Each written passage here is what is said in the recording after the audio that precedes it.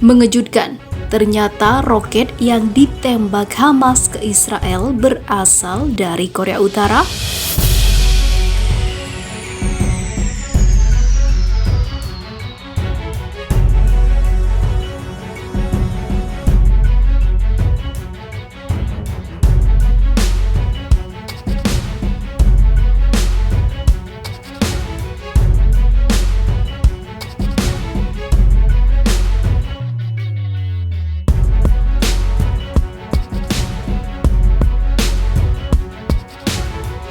Dalam beberapa konflik, Hamas telah menembakkan ribuan roket yang menimbulkan korban jiwa dan merusak properti.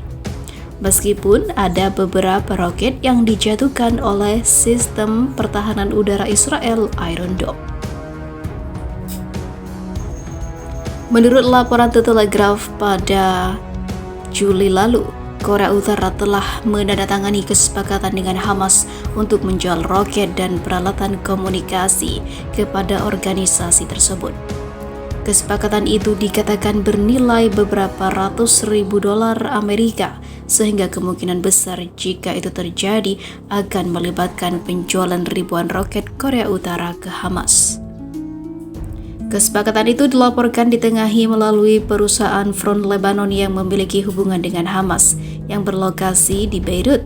Selain itu, pada saat artikel ini diterbitkan, uang muka telah dibayarkan, sehingga kemungkinan besar pengiriman roket dan peralatan komunikasi telah terjadi.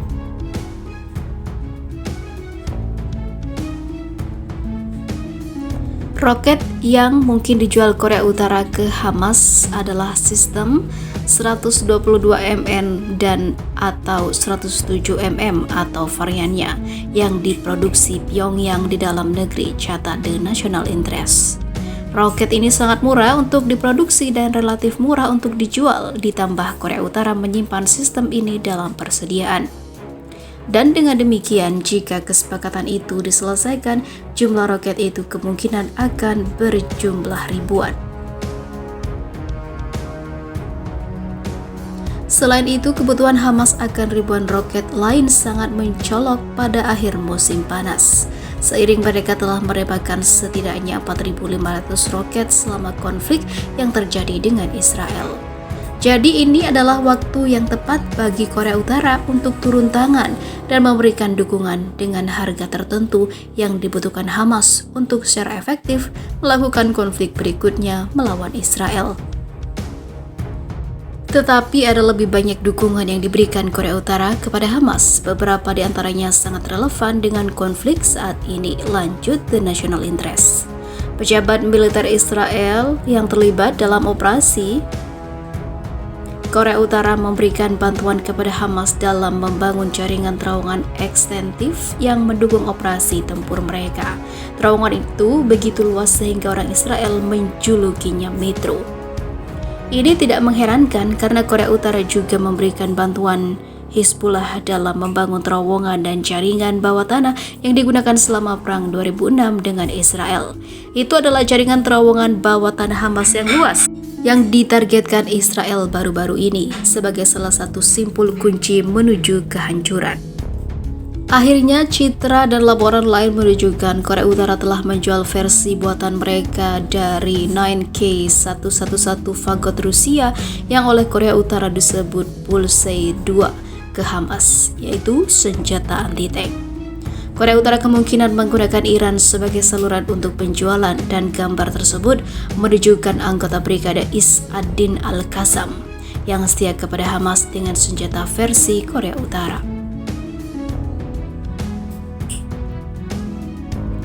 Sekarang sudah jelas bahwa penjualan senjata Korea Utara di Timur Tengah ke Iran dan Suriah dan proksi seperti Hizbullah, Hamas, dan Houthi merupakan ancaman bagi kepentingan nasional Amerika Serikat, catat The National Interest.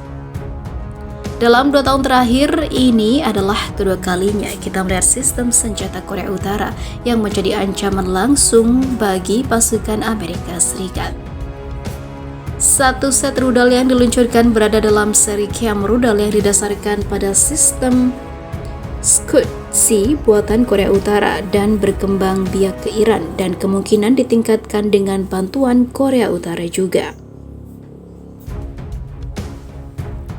Kegagalan Amerika Serikat dan sekutunya di kawasan dan di tempat lain untuk menghentikan proliferasi militer Korea Utara yang sedang berlangsung berarti penjualan senjata Korea Utara dan akan terus mengancam kepentingan nasional Amerika Serikat dan menjadi sumber pendapatan berharga yang mendukung militer dan elit Korea Utara, dilansir dari The National Interest.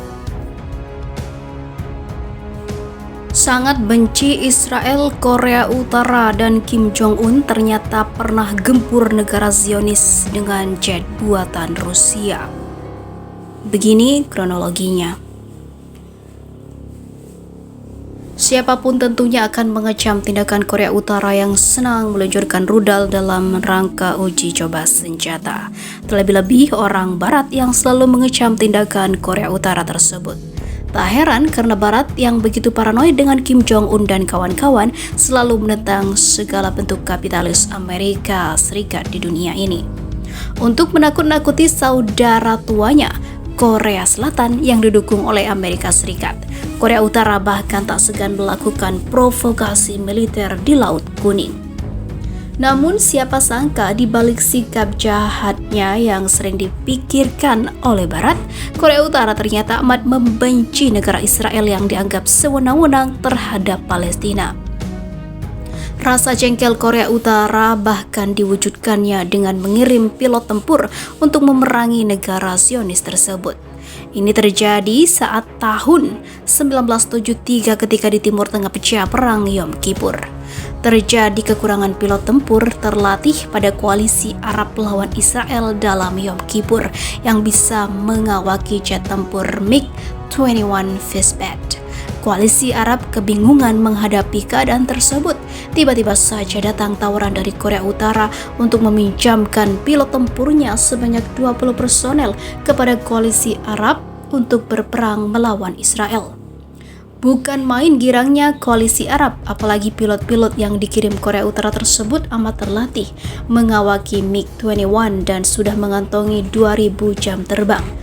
Tanpa perlu menunggu lama, tentu saja para pilot Korea Utara itu langsung diterjunkan ke kancah pertempuran melawan pilot Israel yang mengemudikan F-4 Phantom. Terjadilah duel udara pertama antara pilot Korea Utara dan Israel di atas sektor Teluk Suez pada 6 Oktober 1973. Ketika itu dua pesawat F-4 Phantom Israel hendak kembali ke pangkalan karena bahan bakarnya menipis setelah melakukan patroli udara.